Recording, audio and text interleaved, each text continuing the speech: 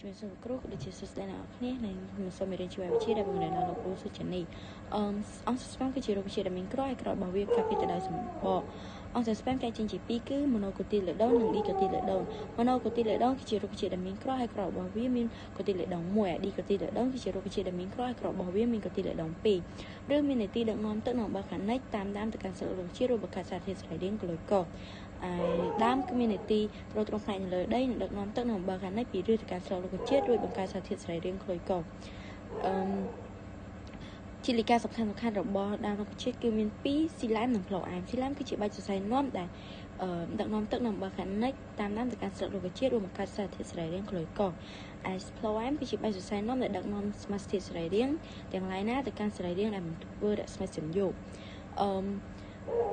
ក្នុងក្លរ៉ូផេគឺវាមានប្រយោជន៍ចំពោះរុក្ខជាតិដោយចាប់យកពន្លឺព្រះអាទិត្យរួចធ្វើរស្មីសំយោគបង្កើតសារធាតុស្រែរៀងក្លូយកូហើយផ្ទៃនៅលើផ្ទៃលើនិងក្រោមស្លឹករុក្ខជាតិគឺវាមានអេពីដែម